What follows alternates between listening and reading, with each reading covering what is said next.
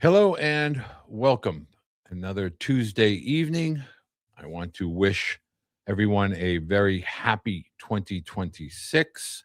I want to make sure that I express my gratitude and my thanks. I didn't get to say it enough over the last couple of weeks due to the holiday, but tremendously blessed and grateful to all of the parents, the student athletes, the coaches, uh, each and every week. Such great questions, such great feedback, and I am extremely grateful for each and every one of you.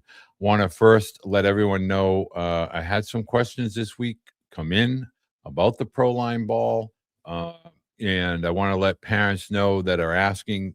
There are two types of balls: those with seams, those without seams. You can utilize both. Seam helps with regard to the spin to create your breaking balls if you have a hack attack or a jugs machine. But you can use either type of ball, baseball or softball, with regard to your training, offensive, defensive, catching, ground balls, picks at first base, blocking as a catcher, etc.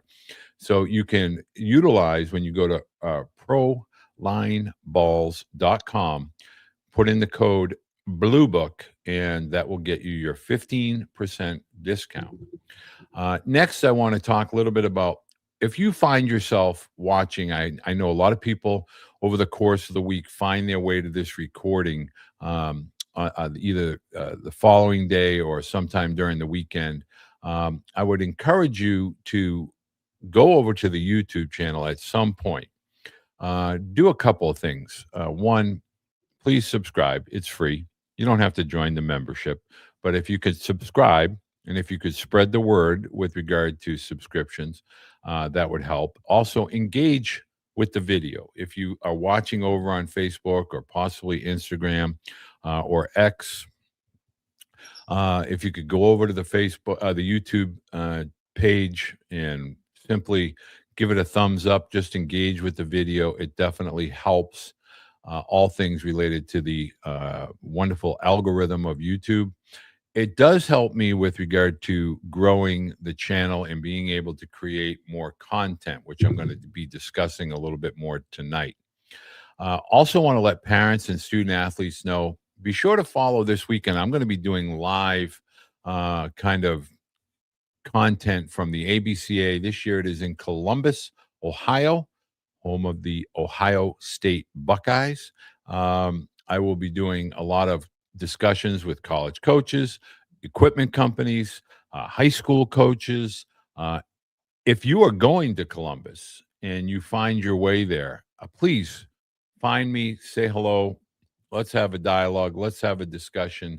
Going to try to get as much content as I can, to be able to share, particularly with all the new changes that are coming into 2026 and beyond. I want to keep everybody informed.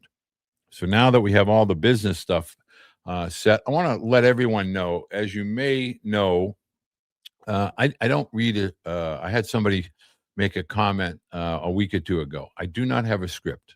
There is no script. There is no teleprompter. If my eyes are moving, I'm either looking at a comment that's coming in, thus the spectacles, or maybe someone sending me a direct message from Twitter, X, and I go over to find that. But I do not utilize a teleprompter. Most of what I come forward with you is things from the heart, things from the head, and I do ramble on occasion, and so therefore I apologize for that. But there's nothing professionally edited with regard to a script or a format or anything like that. This is a live Q&A. Again, I like to tell parents that if you're watching, if you're a student, you can feel free to throw a question up here. I'll see it. Happy New Year, Keith. Really, I wish you could get to the ABCA. Keith Simmons. So I encourage you to go ahead and send your question. Tonight's topic is going to have a little bit of sentimental value as well as what I hope is information that you can utilize. At this time of year, we, want to think back to 2025 and obviously excited about the opportunities that will present themselves in 2026. But I want to present to you as parents, um, I'm going to talk more about the college dynamic, but I'm going to be speaking to parents. And I want you to understand that as somebody that has lived this, and I want to give you a little inclination of what the backside of this thing looks like, meaning we as parents live our lives very much like a book. And I am reminded of that, unfortunately. My mother in law is very, very sick and, 87 years old, has lived a great life. I am going to be 63 in March. And I oftentimes, when I'm having dialogues with parents, I want to be able to take what I've already seen and share that with you as parents, not from the perspective of view your future through my lens, but to simply say to you, the early chapters of our lives as parents are really, really the most um, heartwarming, gut wrenching. They are so unbelievably current that we don't want to begin to look at them through the rearview mirror. So my point of saying that to you is, if I take your child at the age of newborn through 10 years old, that 8 to 10, that's the beginning chapter. And you hope it's a very joyous chapter. There's always going to be challenges. People don't make little league all stars. They don't play a lot of innings in travel ball. There's some sports they're very, very good at, other sports they're not so good at. But I want you to begin to think at those younger ages, that chapter is about exploration, meaning play all the sports. Don't worry about becoming a shortstop only, a pitcher only. Don't worry about if you don't play in the fall. Am I going to jeopardize my spot in the spring? Do I have to seek out elite competition? All I'm trying to say to you is that first chapter of your book is really critical to just have the best, the all of the memories and the moments and the fun and the passion. Keep it simple. Really eliminate all the unnecessary thoughts about what the future looks like, because you'll never get the opportunity to go back and touch those days. You'll never be able to pull them out and kind of live them again. You'll be able to hear them if you have them on your phone or video. You'll be able to look at them through pictures, but the voices are going to change. The little boy and the little girl's spikes and cleats and equipment and the shorts, they're going to grow out of those. And that first chapter is really the foundation. The second chapter is the chapter between 10 and 19 or 18. Let's just take that from the last few years of elementary school in and through high school, which is the vast majority of parents. And you're going to say to me, well, what does that have to do with recruiting? I'm here. I really want to learn about recruiting. Talk to me about college. Here's why I'm saying it to you. The lines have officially been blurred for the remainder of my lifetime with regard to levels of college, divisions of college. I can't begin to impress upon you as parents the whole Division One, Division Two, Division Three, NAIA, JUCO, NCAA, JUCO, NAIA Divisions One and Two.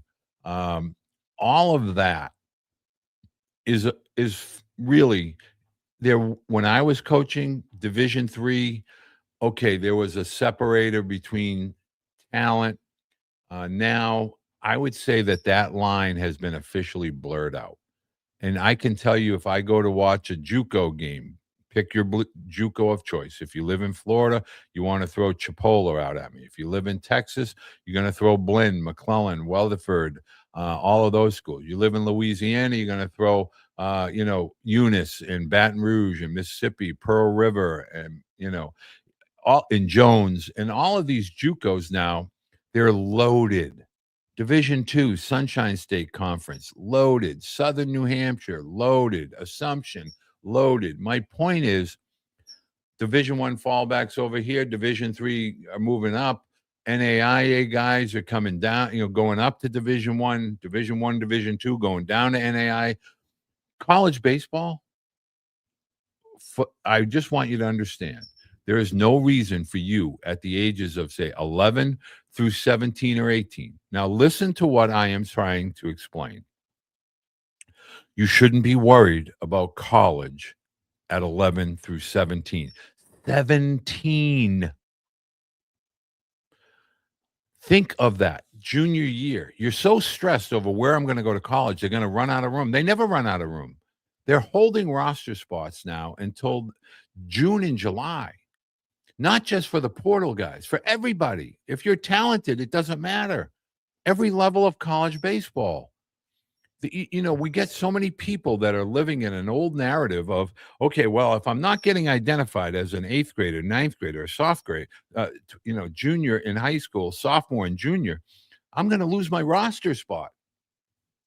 That chapter of 11, and I'm going to call it through 17, going into your senior year. Does anybody know what they want to do when they're 16 or 17? And I mean really, sincerely, honest to goodness. They know what we like as parents, but really, if you take the average 16-year-old, and I'm going to digress for a second. Here's the thing I want you to really begin to think about in great detail. We as parents are trying to, we have these colleges in our mind and we throw them out there, and our children kind of hear, oh, they want me to go to this school or they want me to go to that school. We're not the ones going to school, parents, and I got gray here. We're not the ones that are going to play. They are. So if we're really doing the second chapter for our children, we need to allow them to understand, 11 and 12, things are going to get tough. There's going to be things like tryouts. There's going to be disappointments. You're not going to make certain teams. You might get cut. That's becoming a reality again. And oh, by the way, as I've stated numerous times over the last 4 or 5 years, these days of the 12U, the 13U, the 14U, they're going away. So the sooner we let our children fall, get knocked down, get disappointed, start to challenge themselves. Hey, at 11, I'm going to be playing with 12 and 13-year-olds. Yep, that's the case. At 13, I'm going to be playing with 14 and 15-year-olds. Yep, that's the reality. At 15, I'm going to start competing against, 18 and 19-year-olds. Yep, that's the reality. I had a parent tell me, well, my son's a freshman and we don't have a freshman team. Well, guess what? JV is going to have sophomore and juniors. Is competition. So that chapter of 12, 13, and 14, the tryouts, all the things that we need to begin to prepare our children for with regard to competition. There are winners, there are losers. There are good days and there are challenging days. There are going to be speed bumps in all of our lives. There's no such thing as perfection. Now, what does this have to do with recruiting? If I were able to give you a crystal ball and I were able to say to you, why would you want to commit to a college? And I'm going to use this year's junior class. So obviously, if you're at 2027, you're currently a junior in high school. A lot of parents are saying, well, the 2027 class is shrinking because all of these guys are committing. This past fall, we saw all kinds of 2026s decommitting. So where did that get them? So why are we worried about it? My point is if we're seeing a rash of athletes or students decommit during the fall of their senior year, why are we in a rush to make a decision on August 1st or the fall of our rising junior year, our junior fall? We need to be prepared for a really aggressive slowdown that's looming, as I've already alluded to, the changes with the collective bargaining agreement, major league draft, minor league retraction. There's going to be a fifth year of eligibility somewhere in our future. All of that is going to have an effect on the high school student. And we need to look at that second chapter of our child's life and not try to be so consumed with chapter 3, which is the senior year in high school through when they get married or through college and graduate school. Chapter 2, biggest chapter. We learn to drive. We grow, we mature, we fill out, we get facial hair. Our bodies are changing, our minds are changing. Everything is growing. But what I want parents to understand is recruiting has changed so much. We don't need to be in a rush, because if your student athlete is talented as a sophomore and you know it and they know it and coaches know it, guess what?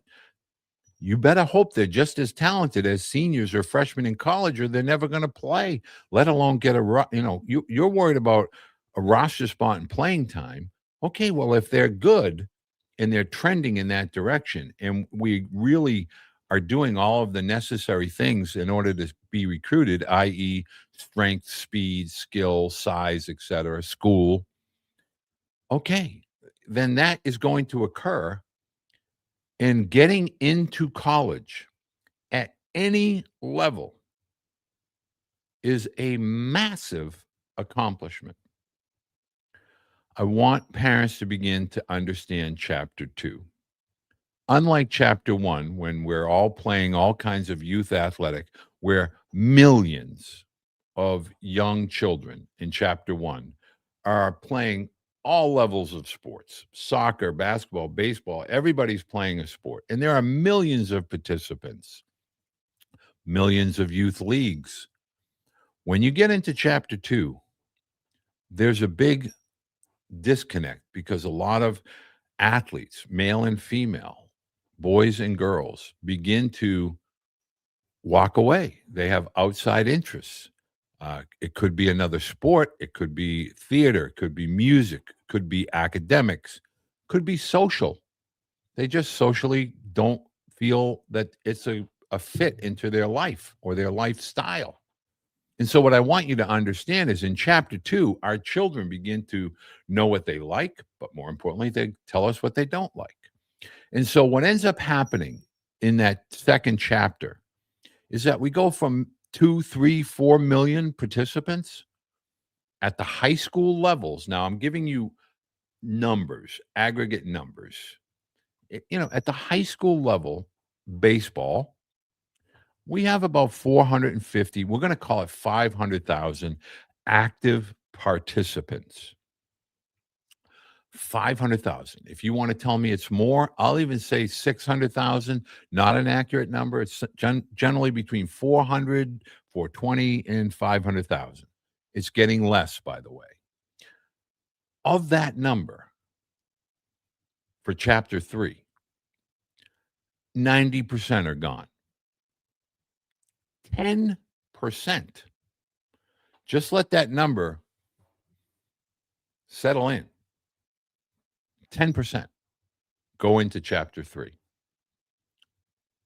So what I'm trying to get parents to begin to understand is that a lot of you are worrying about a situation that may never occur, even if you believe in your heart of hearts that your son and daughter are so competitive that they love sports. They absolutely, unequivocally love sports. Heck, I have a young man that I worked with.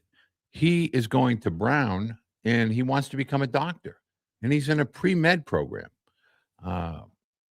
He had to walk away from baseball, and he knew he was going to have to be walking away from baseball. And he loved baseball, loved it. So my point to you as parents in chapter 2, which is, the 12, the 13, the 13, 14, 15, all the way through high school, it's going to become crystal clear to you by the age of 16.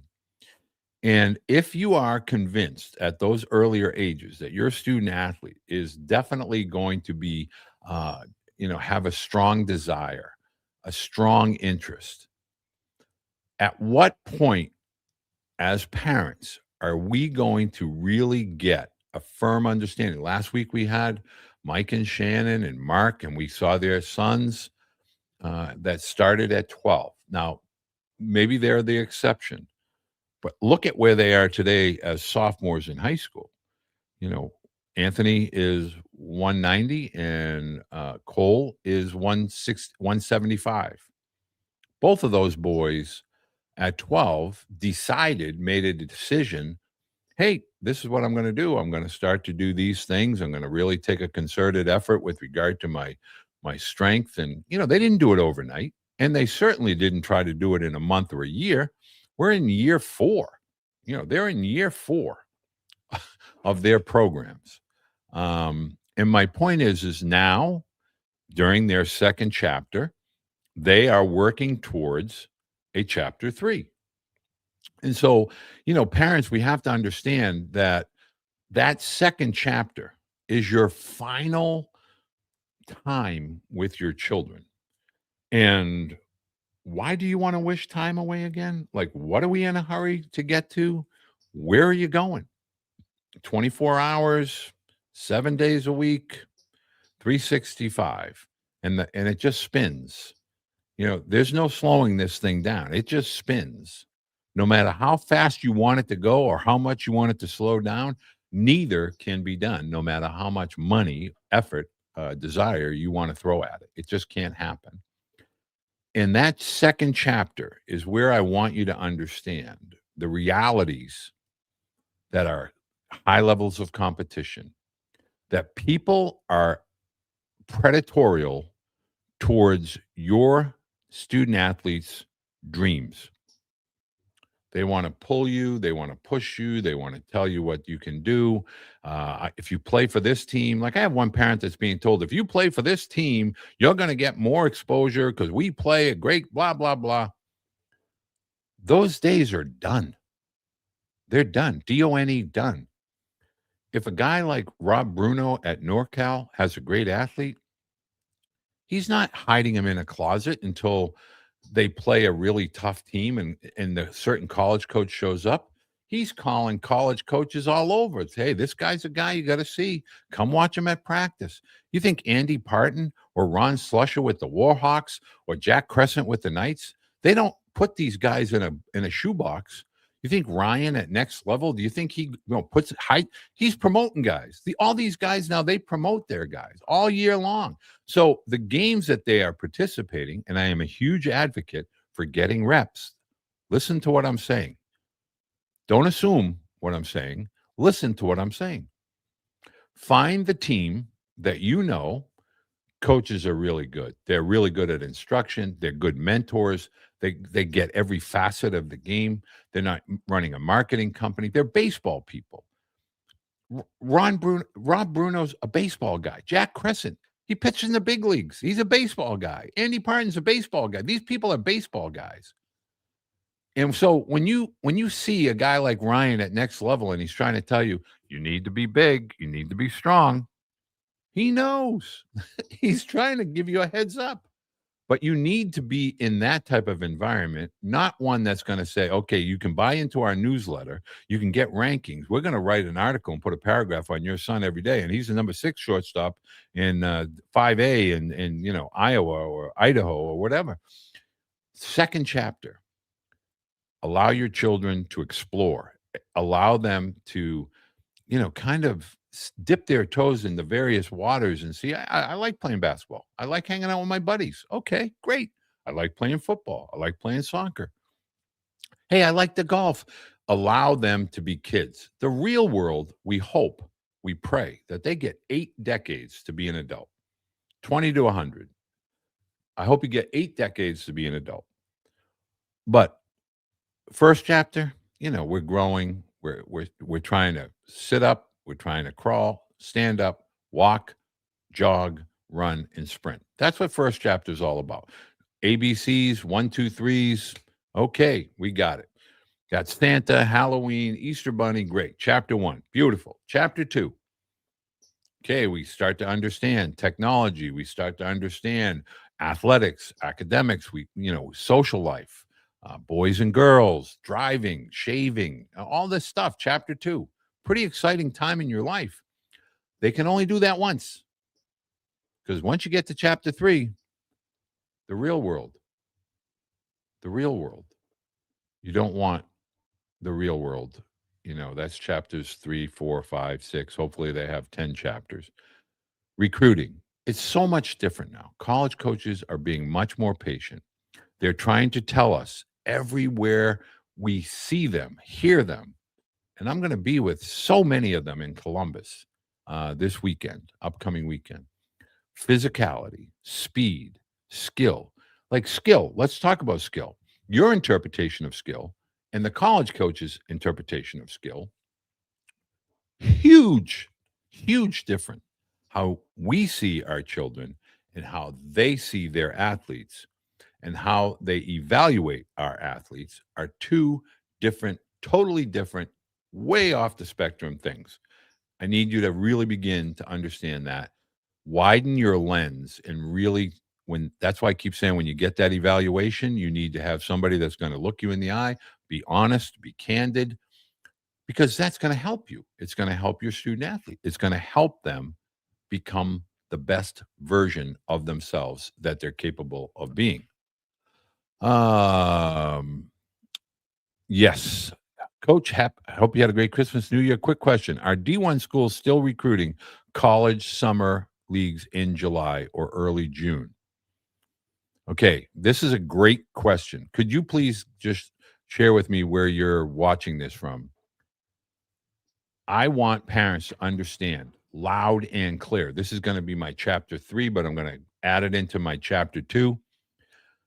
College coaches are actively recruiting summer college baseball leagues. They're the first top tier of every single recruiting class. They are numero uno. They do it all through June, most of May, up and through the major league draft, and they're still looking in July, June and July. I can tell you some schools will have a cutoff, but most schools always are recruiting college summer baseball June and into July. Now, most athletes are making a decision in July because they have to, get their paperwork in order, all the transcripts to move into the new school, but they're still evaluating. Some have an August 1st threshold academically, transcript wise, but the answer to that question is emphatically yes. Parents, we need to understand this is not going away. In fact, I can clearly tell you that college summer baseball is going to get bigger, much, much bigger over the next 3 years and beyond. We've only touched we're not even into the iceberg. We're not even at the tip. Like when I tell you college summer leagues are going to change because one, they're going to replace minor league baseball. Yep, you heard that here first. They're going to replace a lot of what used to be college baseball. Think the New York Penn League, the Gulf Coast League, the Pacific Northwest League, all of the low A teams like the Appalachian League, all the low A. Now, terminology right now, it still exists. There are 4 levels of minor leagues. There's a low A. These are 4 full season teams that go from April through the end of August in early September. Low A, high A, double A, triple A. I foresee them just going to one level of A ball, one level of double A, one level of triple A, and then all of the rest is going to begin to become college summer baseball, the futures leagues, the Cape Cod League, the North like the Northwoods League, the New England Collegiate League, all of the West Coast leagues. There's the Alaskan League. There's the Florida. There's the Texas. There's so many summer baseball leagues. There's one in Illinois. There's the Perfect Game as a summer league. The summer leagues are going to become profit centers. People are paying big money for college summer league teams. The Worcester Bravehearts, they sold for several $100,000. They generate ticket sales, they have concessions, they have college athletes that could become future major league stars. One look at the Savannah Bananas tells you all you need to know about recreational baseball. College summer baseball is going to replace, to a large extent, conventional college recruiting.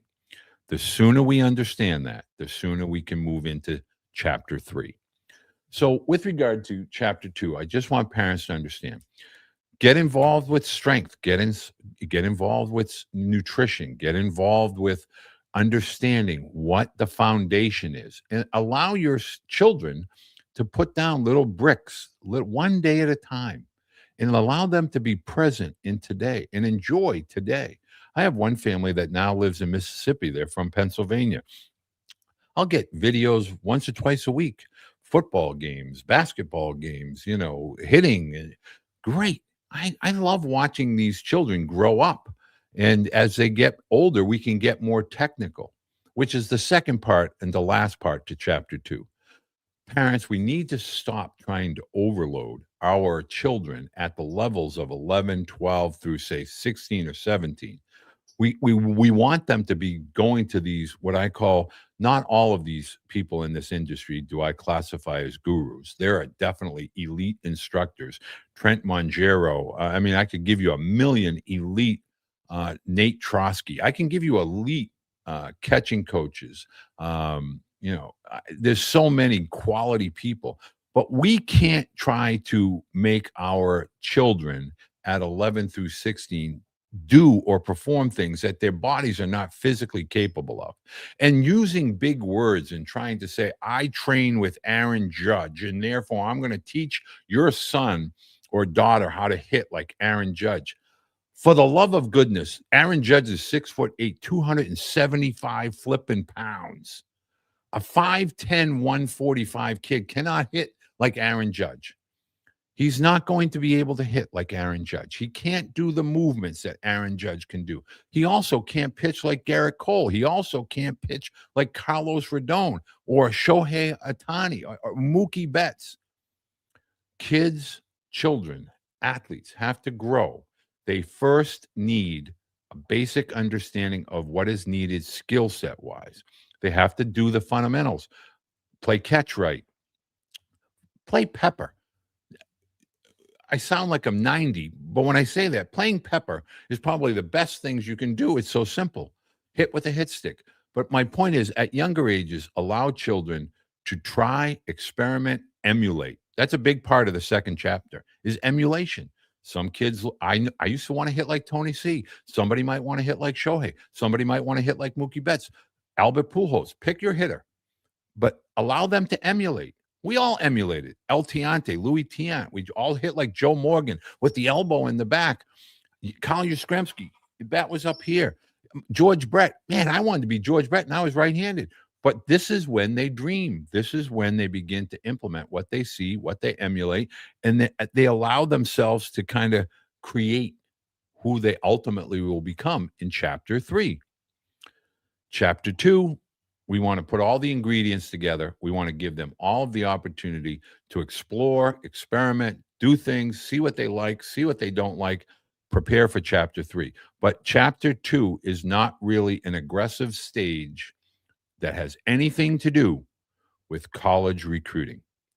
Focus on where your feet are and be the best version of yourself today at 11, tomorrow at 12, next year at 13, et cetera, et cetera, et cetera. Chapter 3. I'm going to say that is ages 17, 18, and into college. D12, Beede. Yes, Beede. There's an E at the end, Beede. I also heard you have a code. I don't know what code you're looking for. If you're looking for the baseball, the Pro Line baseballs, it's Blue Book. Blue Book, if you're looking for the Pro Line baseballs. Happy New Year. God bless.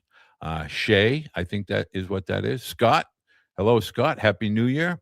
Happy New Year to my friends in Arizona at the Copper State. Mike Brooks. Here's to a great year in 2026, Mr. Brooks. Great young man going to LSU Eunice. I'm going to probably play in the Futures League this year. Better, stronger, eat and sleep. Amen, Keith. Amen.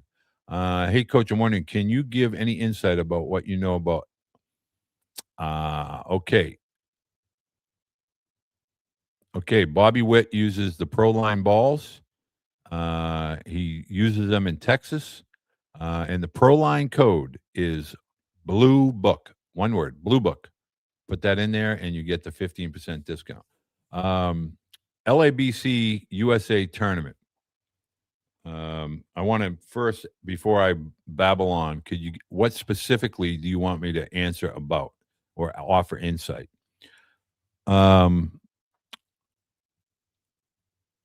Okay, I don't know what machine you're using, Mr. D12, but you can get seam or no seam. What I want you to understand about Chapter 3, and let's talk about this, all of the parents that find their way, and we want to talk college recruiting. I talk with a lot of parents. They're always anxious. They're always nervous. They're always fearful. On my junior year, if I don't play, this is a big year. Here's the deal. A lot of college athletes, not all, but a lot of college athletes, the ones that don't get a lot of reps during the spring season, will go out and play summer college baseball. The ones that do get a lot of reps will go and stay either on campus, and they'll take classes and they'll work out in their school weight rooms and be with the nutritionists and the trainers, or they go to a boot camp, whether that's Fairchild, Reinhold, Cressy. There's a myriad of different, strength coaches that college coaches trust and respect. And those athletes go out to do three things: rest, replenish, recover. Let's key on replenish. If you're a student athlete in his junior year or her junior year is extremely active, might be a two-way player for the vast majority of people that watch, and they have pitched 50 to 70 innings. I know a lot of people in Louisiana and California sometimes even get to 100 innings, which is insane. You have to also add the innings that they were playing short or third or left or right, or some cases catching. And so what you have to understand is, what did your student athlete just encounter during the spring season? Because if you're going to roll them right into summer ball, I'm telling you, at some point, fatigue is hitting in. Because for the vast majority, not all, they didn't prepare their bodies to go from January, February, which is when the vast majority of people begin to do their high school seasons in some way, shape, or form. They don't build them to go from January, February into October nonstop. So if that's the case, and you're truly preparing to try and participate and be an active participant at the college level, at some point, rest, replenish, and recover has to enter the equation. And so you have to begin to build that model of what it's going to look like at the college level. Again, we're in Chapter 3 now, 17 and 18. At what point are you going to put the train on the track to say, okay, this is what it's going to look like, regardless of what level or what school I go to? I have to begin to train, prepare, and get ready for that 11-month of the year season. because, I'm going to have some sort of an understanding of what it looks like, what it feels like. How does my body react? How does my body respond? Because now, during your junior year, this goes for the rising sophomore, excuse me, the sophomore going into the rising junior year, and obviously this rising senior year, you must begin to understand that the junior, okay, the elite juniors, like those juniors that just jump off the page, they have a plus skill set. They throw extremely hard, they hit a ball extremely far, they're an elite defender, they have elite, foot speed 6'7" and below, 6'6" and below. Okay. But the vast majority of those athletes don't have the size. Therefore, they don't have the strength. Therefore, they can't handle the future workload ahead at that level. Well, my son is 6'3" and he's 185 pounds and he throws 90 to 91 miles an hour. And I want him to go out next year during his rising junior summer or rising senior summer and go get recruited. Okay, well, we can do that in a whole number of different ways, but we don't have to go out from Memorial Day through the end of July and try to throw in multiple different tournaments that end up being, I don't know, pool play isn't all that great. But my point is did you pitch 60 or 70 innings in the spring and now you have to go do that for what reason? Hopefully somebody sees you. What if there's a rain out? What if your game was supposed to be at the complex at Lake Point or East Cobb and you got rained out and now you're going to, Newman High School or Noonan High School that's 90 miles away and no coaches are coming. You're preparing to stress your son out or daughter out. And guess what? What happens to if your student athlete is in a hurry to commit and then they get told no room at the inn, then they got to decommit and then you're back at it all over again? Here's a novel idea. A great way to start off chapter 3 is don't rush. If you feel your student athlete, if somebody looks you in the eye and says your student athlete has what it takes to play in college, former college coach, former major leaguer, former professional, former college coach, you have somebody in the baseball world that can say, I promise you, your student athlete has everything he's going to need. He's going to need to be A, healthy, B, strong enough, strong enough. I want to keep saying strong enough. That workload that is coming into your student athlete's future is heavy with a capital H. He needs to be prepared mentally. So you don't need to sprint into the world of recruiting with a banner, recruit me, recruit me, recruit me. You don't need to do that. If you go from 6'3" and 185 to 6'3 and a half, 205, boom. If you were throwing 90, 91 at 185, guess what you're going to be throwing at 205, 210? Holy cow. If you're hitting a ball 380 to 400 at 180, 170 to 180, guess what you're going to hit it? You're going to add 3 to 10 to 15 to 20 feet. As far as distance is concerned, if you add 15 to 20 pounds, if you've heard every single college coach at every level impacting a baseball, physicality, workload management, really, really hard, days are really, really long. Why do you want to waste valuable time chasing a rabbit that even if you catch it, you might have to let it go a year later? So what did you accomplish? You wasted 12 months. You didn't get any bigger. You didn't get any stronger. You didn't get any faster. And your skill set may or may not have improved. Meanwhile, you're stressing a UCL, you're stressing a shoulder, you're stressing a lab, labrum. You're stressing knees, hips. You're putting a lot of stress. Chapter 3, beginning of chapter 3, you need to understand where your student athlete is with regard to their body, their skill. That's critical, critical, critical, critical. And then senior year, even if I've had so many parents try to shoot holes in this, and I'm going to make sure that I stress this tonight. And I'm going to be wrapping up here. I don't want to go longer than an hour. If college coaches are keeping roster spots available June and July for summer college baseball leagues, if your student athlete in the summer of their senior year is lighting it up and had a great spring, or their junior year and they're lighting it up and they're going into their senior fall, those schools are going to begin to take notice.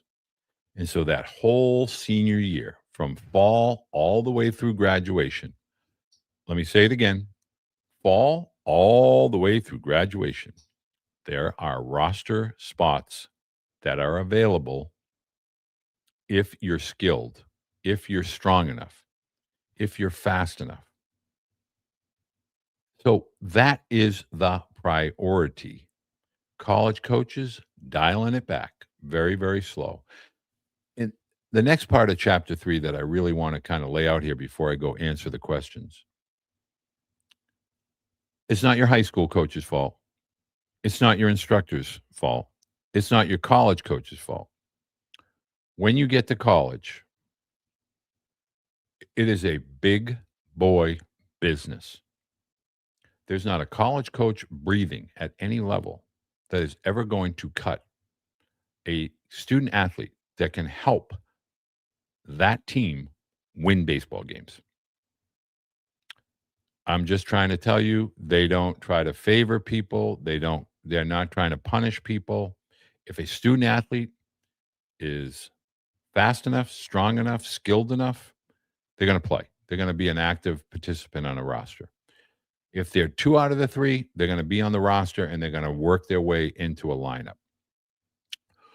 The sooner we as parents and you as student athletes begin to understand roles and what they mean to a team, and the sooner you learn to excel in your role, the better experience you're going to have.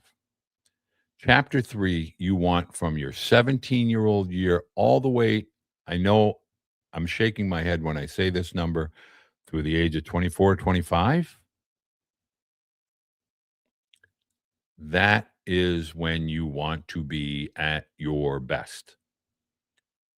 Chapter 2, we're not chasing, we're choosing. Chapter 3 is all about chasing the best version of yourself each and every day, in the classroom, out of the classroom, on campus, off campus, all of that. Your feet, mind, body are moving at warp speed. Nobody cares about your rankings from chapter 2. Nobody cares about your exit velocities in chapter 2. Nobody cares about your pitching velocities in chapter 2.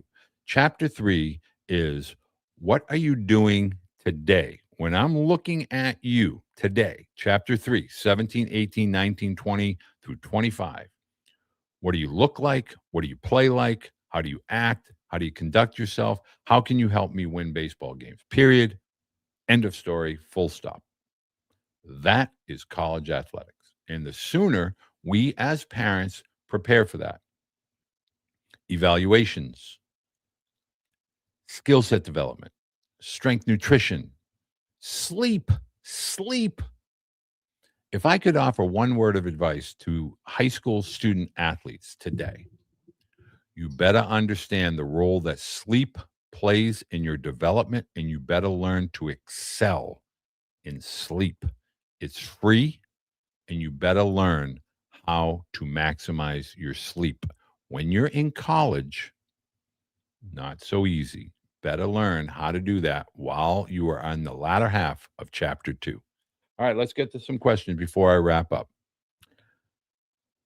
Okay. Well, this is a great question, and I want to answer this question, and I really appreciate. I'm not. He's asking me not to utilize his name, so I will not utilize his name. College recruiting realities, in my opinion. What are the 3 realities that parents should know from 2026 and beyond? One, there's a lot of 2025s that wish they would have understood what JUCO baseball really looked like, what the roster really was going to, what college athletics was really going to look like at Division 3 and NAIA.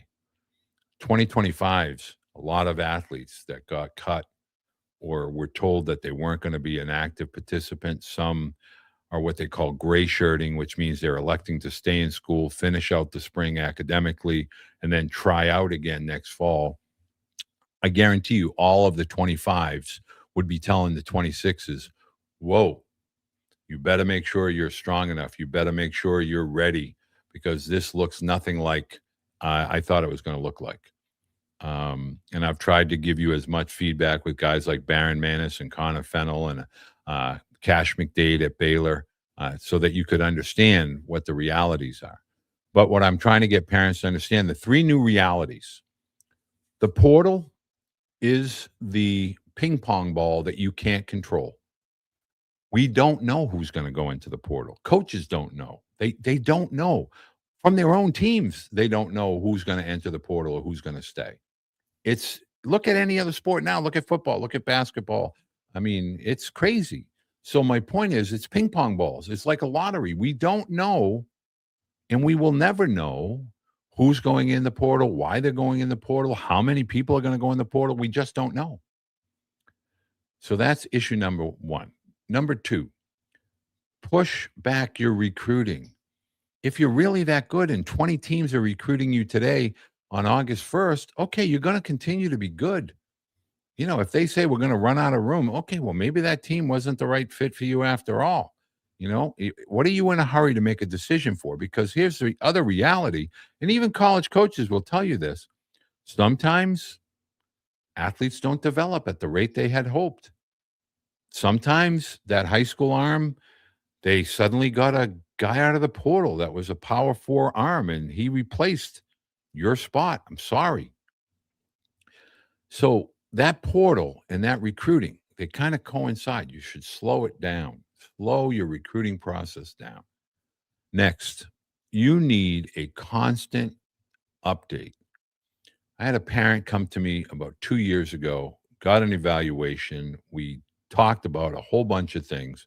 And one of my final parting words 2 years ago was, you need to be very sure that you're putting in quarter polls, like check marks every 3 months as your athlete physically matures to make sure that their movement patterns don't change or alter their skill sets. Meaning, in the case of a pitcher, you know, and I'm not going to go too deep down this, but arm swing and arm path can be changed as you physically mature. As your body grows, your body wants to move differently. And so you really have to put checkpoints in, you know, from that freshman year or sophomore year. You have to have checkpoints like, okay, what does the swing look like now? What does the body look like? What's the arm path? How are the feet taking you to the ground ball? How are your feet moving? And here's the biggest myth known to mankind. As you get bigger, you don't get slower. I'm going to say that again. As you get bigger, you do not, as you get stronger, you do not get slower. Don't let anybody try to tell you that that's the case. Now, if you're eating pizza and shoveling in, you know, Ben and Jerry's ice cream, you might get slower. But if you're lifting and you're doing the work, you're not going to get slower. So, in closing, I want to encourage all of you to have a tremendous 2026. Understand what chapter you're in, engage and be present in your chapter. Live your life through your windshield. Don't live your life looking in the rear view, because the rear view and the side view, you're not focused on what your priority is, which is your family, your today, your now. You know, my boys live in Texas. I don't get to see them every day. I sure as heck enjoyed when they were kids. We did everything every day. But now everything's in my rear view, you know, and my windshield now are my grandkids, you know. So if you have questions, I encourage you, and, send them to me, walter@coachbeede.com. You can check out coachbeede.com. Send me a question here. I really would appreciate, final note out the door, if you could take the time to just engage with the video. If you've watched it for this long, thank you. I know I talk a lot. People ask me to continue to talk longer, and I try to stay within an hour. Tuesday night does more damage to the YouTube channel than it does help. But if you can give me a thumbs up, leave me a comment. How about this? This year, put your number one New Year's goal or resolution in the comment section. I want to have like 50 of them by the end of the week.